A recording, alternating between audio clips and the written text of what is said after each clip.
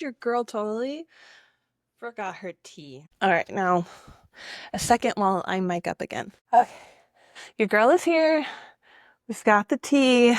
It's time to relax and have a little chat. Today we are going to be talking about Deep End by Ali Hazelwood. Got her last name right. I don't know why I just want to stop with Hazel, but it's Ali Hazelwood. Before we get into all of that though, just a quick little update about a few things. One is I have a brand new camera setup. So I'm sorry if this video doesn't come out how maybe we're used to or how I would like it to be. I'm just kind of winging it with the new camera and hoping that it pulls through in the end. I have no idea what this is going to look like.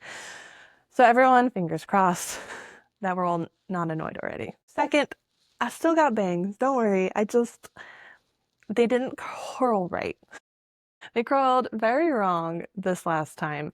Like they were flat on my forehead and I was just like, I can't undo this. I can't rewash my hair at 2 days in a row. So we're just going back to old school style here, just mixing it up. Plus it is deadly hot right now and I'm barely surviving. This is not just a prop.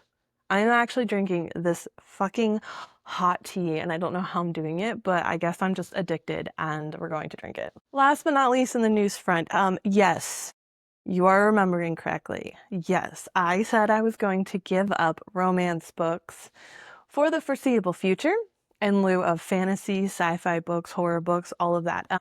Yeah, I know. I know. I know. I know. Well, hello friends and welcome back to another book review on Dark Side of the Word. My name is Kate and I'm your autistic book reviewer. I like to give things as they are. I read a wide range of books, clearly, and I'm just here for a cup of tea and a good long chat. So hopefully you are here to join me too. And just a quick note, if you are interested in reading this book and you want to check it out after listening to my spoiler-free portion of this review, make sure to use my bookshop.org link below. It helps me to keep putting together this content for all of you. And what I love about bookshop.org versus other online booksellers is that you can actually pick an independent bookstore to help support when you purchase online. So make sure to check it out. Use my affiliate link below. Thank you so much, friends. All right, let's start with the basics here, which is me reading the synopsis on the back of the book. I'm sorry if you missed me writing my own. That was just too many spoons for me. It was fun, but I'm kind of, sad confession to these reviews, I'm kind of winging them a little bit more than I used to. I used to be extremely detailed. My autistic side 100% showed last year in doing reviews. In the outlines I wrote, the detailed screenplays, that's a big word, but scripts, there we go. The detailed scripts, but life is lifing. Burnout is burnout. And I have a lot on my plate. And so right now I'm just trying to have some more fun with making these. And so I am being off the cuff, exciting, genuine here, a little bit vulnerable, and just to come to you as a real person putting together a book review. I just want to make this a book club chat. So without further ado, Scarlett Vandermeer is swimming upstream. A junior at Stanford and a student athlete who specializes in platform diving, Scarlett prefers to keep her head down, concentrating on getting into med school and on recovering from the injury that almost ended her career. She has no time for relationships, at least that's what she tells herself. Swim captain, world champion, all-around aquatics golden boy Lucas, we're gonna butcher the last name, Blomqvist thrives on discipline. It's how he wins gold medals and breaks records, complete focus with every stroke. On the surface, Lucas and Scarlett have nothing in common until a well-guarded secret slips out and everything changes. So they start an arrangement, and as the pressure leading to the Olympics heats up, so does their relationship. It was supposed to just be a temporary, mutually satisfying fling, but when staying away from Lucas becomes impossible, Scarlett realizes that her heart might be treading into dangerous water. Tea break. All right. The truth of the matter in all of this. Yes, I said that I was going to take a small break from romance books, and when I mean small, I mean like a year. Or at least till October. But I've had this book on hold for a little bit at the library, and this book is also by an author that is one of my guaranteed romance read books. I really like Ali Hazelwood. I have enjoyed her STEM series. I enjoyed her foray into romance, fantasy aspects of Bride. I have not tried her YA book yet, but when this came in, I decided to give it a chance. Plus, it's just fucking gorgeous. When I first started with the book, I regretted all of my life choices. I thought that I was ruining a book because I was no longer invested in the romance plot lines and story and just romance in general. I'm not jaded here. I'm in a very happy, committed relationship. Maybe that's why I don't want to read romance, is that my life is a romance and I just don't need to escape anymore. The other idea that I had in starting to pick up this book was maybe Ali, Miss Hazelwood here, Mrs. Hazelwood, we're not going to assume, just finally hit a pitfall. Just finally hit the gutter, wrote a bad book. I mean, it's possible. What is this, her 6th, 7th, 5th? I don't know. Innumerable book count. So maybe she finally just had a bit of a hiccup, and that's okay. We are allowed. I mean, with how much she is putting out in terms of content, I figured, I will let this one go. I will let her have this. I will still love her. I don't have to like every one of her books. She does not have to do that for me. Maybe this is appealing to other people, and that's okay. That is okay. So I was ready. And listeners, you guys are the only reason that I ended up finishing this book and not DNFing it, because I just did a DNF video. And I know that I made a promise to myself that if I hated books so much this year, I was really going to push through the DNF portion, but I needed content for you. And if I didn't finish this book, I wasn't going to have content.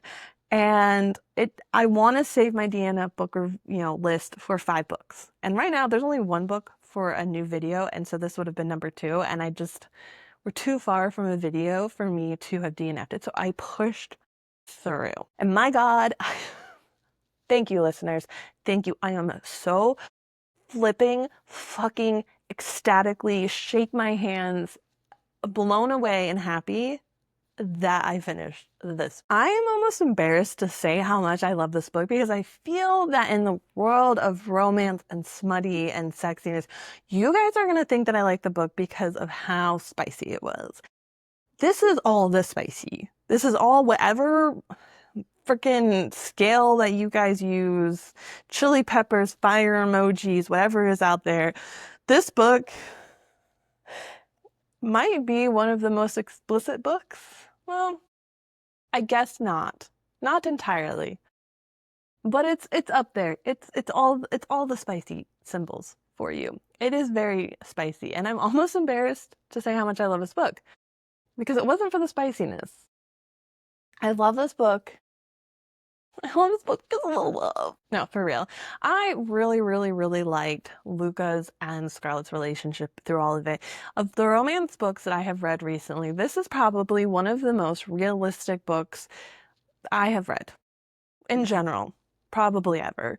This is one of the first times that I was not shaking the book and going, why will you not just fucking communicate? Why will you not just fucking talk to each other? In the moments that they were not talking in the typical romance fashion, because at some point we have to have the moment where they're just miscommunication so that we can have a plot point.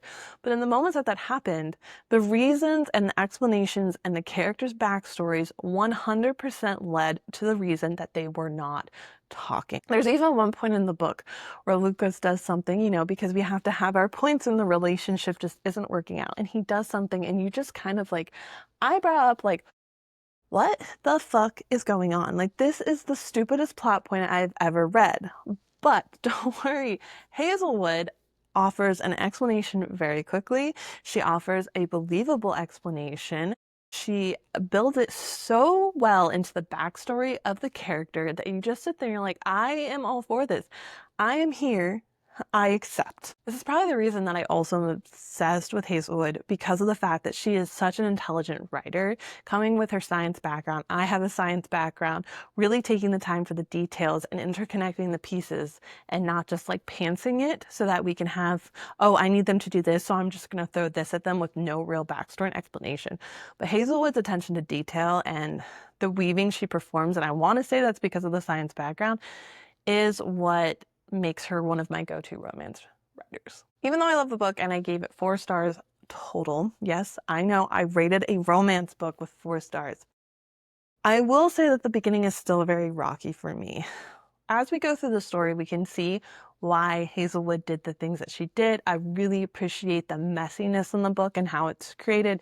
I appreciate her explanation to why the messiness exists. I love the triangleness, the spider web that's woven, all of it. I appreciate how we're able to keep less contact, because you're sitting here and you're like, these two are top of their game, some of the best college athletes. I mean, Lucas is a international Olympic swimmer, all of this stuff. So it makes sense why they're not able to have as much contact in the book as you would like. But the beginning is it's just hard. It's messy. It was missing a little bit of depth. The writing was distant for me, which is very hard for me to get into something like that. The third, I believe, what was it, third person? Nope, it is first person. Still, I had a really hard time connecting with the characters at first. I had a hard time connecting to the sportsmanship of it all. I don't know when that all changed. I don't know. Probably when the romance really started. Okay, yeah, I know what you're piecing together when I said that. I just piece it together myself. I read not just for escapism and the fun of reading. I also really get into books, even reality television, because I want to see different parts of life that I don't normally see on a daily basis or will probably ever get to experience. I'm not going to go dive off a 10-meter platform anytime in the foreseeable future, probably to never. And being able to see that side of collegiate diving from Hazelwood's experience in writing this book was just one of probably my favorite things about the book in general. I love watching the Olympics. I watch diving every time. I watch swimming every time. Water sports are a big deal for me. I swam for a little bit in middle school on a team. And so for me, all of that is a lot of fun. And I really enjoyed that aspect of the book, but that is also why I love reading Hazelwood, because there's more of a depth to her storytelling. And all of her STEM books as well, we had a backstory of research, PhD candidates, all of these things going on that added more depth to the story. And she really leans on this in Deep End. She leans on the diving aspect, the twisties, the things that Scarlett is going through and attempting to make it to the Olympics and everything, as well as adding in a romantic relationship in college as well. And in true Ali Hazelwood's fashion, Lucas and Scarlett are still science majors. I love that she did that, and she couldn't help herself. She is the opposite of everything I complain about in doing book writing. So many times writers, especially in romance books, put their characters into professions like editor, writer, some sort of artist, printer, publisher, all this stuff. And Hazelwood does the complete opposite in the fact that she keeps putting all of her characters into STEM fields. And so it's refreshing, it's fun. Again, I have a science background, and so I'm obsessed with all. So off the cuff, what else can I say that would not give a spoiler away? I'm trying to think very hard. I mean, I'm sure you can assume we've got the typical romance plot points. We got the spicy that I talked about. We've got the characters were really well developed. This book is more than just a romance book. It has other depth to the storyline. The beginning is hard to get into. The characters are hard and the writing is hard. But once you get into it and you start to fall in love with the certain people and you see where the story is going, you definitely can dive into it and get into it. The love aspect was probably my favorite part, their connection and love. My trope is when a guy is just consumed with a girl and just can't breathe without her in the room. Those are my kind of stories. So this is definitely up there in that terms. The setting was great. Loved seeing something that I couldn't do or experience in my life. I love that we were dealing with twisties. I got some Simone Biles, just vibes of like dealing with the twisties and trying to push through and become the best athlete that you can. Really well backstory with the characters. They were thought out. The points that they didn't communicate were great in that it was well explained and actually used as part of the person's backstory. This was not just something to explain away and create tension. It was really existent into the character. Yeah.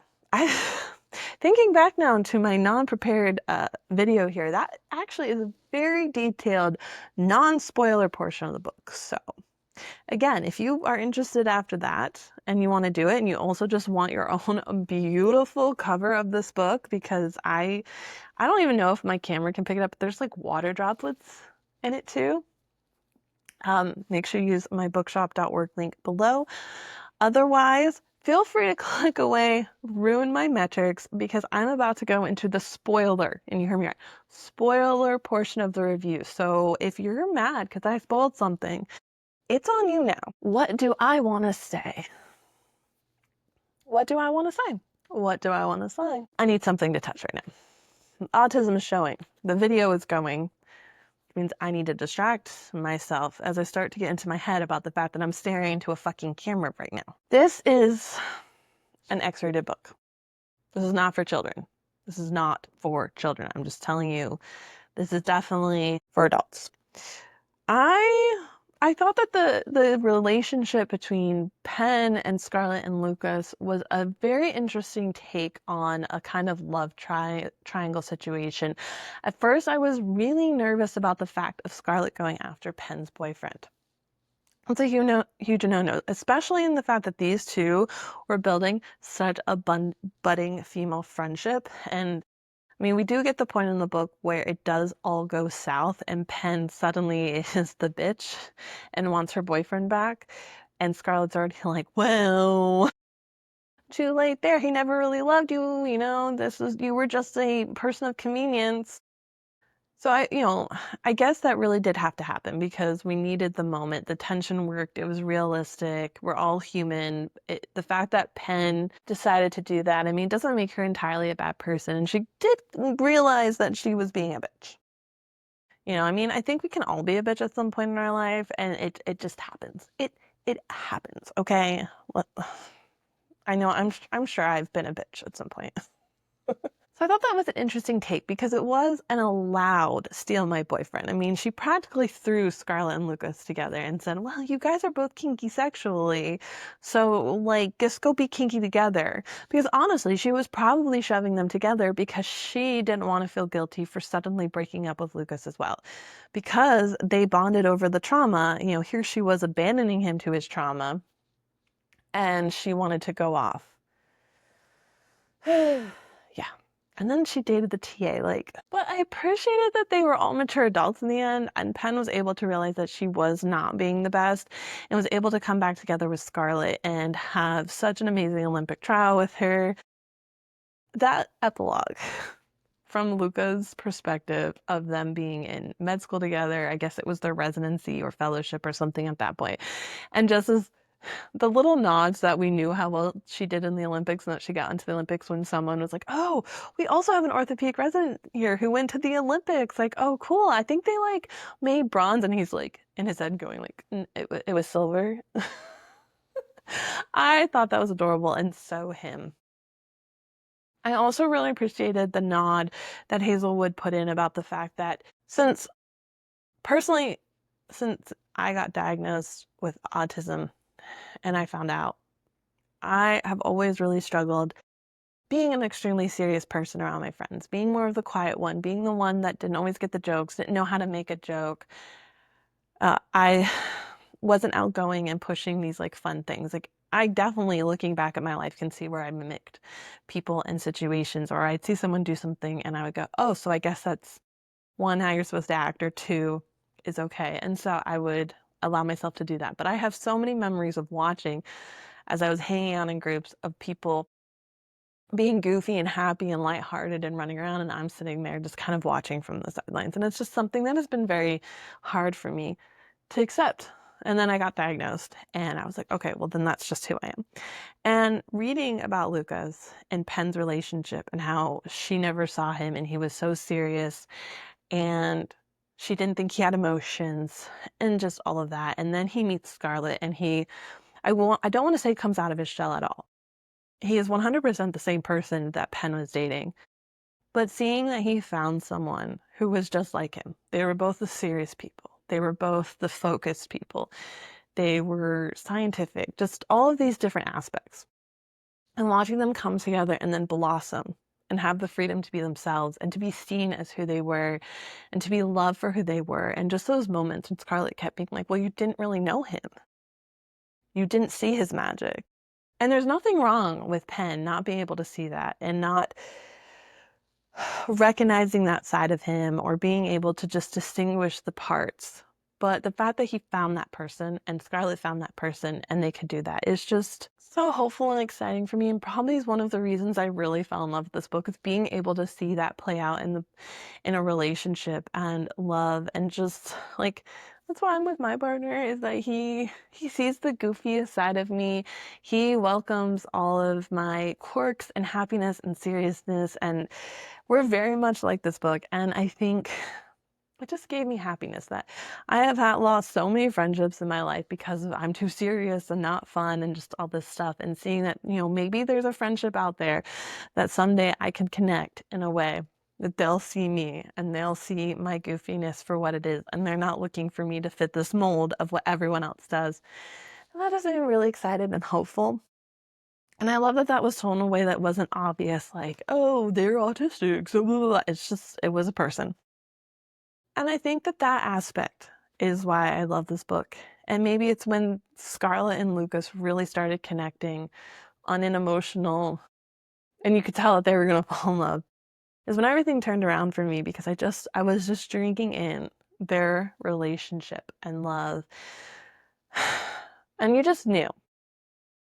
And maybe that's what I needed when this book came out and I got it, is I needed to know what the ending was. And I needed the comfort of knowing that at the end, they were going to be together. And you just knew when you were reading this book that they were going to be together at the end. It was so obvious. There wasn't, even though we had the moment where like, yeah, I'm going to tell you to stop because, duh, like we didn't see that coming. We did not see at some point that Scarlett was going to shout stop to his face. Like it was just 5,000 shiny fucking guns pointing, going, this is going to happen. Pay attention over here. I'm going to say this. So yeah, we still had that because we needed to transition into Act 3 for sure. But of all the romance books that I ever read, this is one of the ones that was probably the most comforting for me to honestly feel that they were going to end up together. And I think that's why I was harping at the first part of this review about the fact that the communication was there. And when it wasn't there, it was extremely believable in all sense, because I knew he was never going to give up on her. I knew he was never going to give up on her. And yeah, he wasn't going to give up on her. And I had such comfort and faith in that.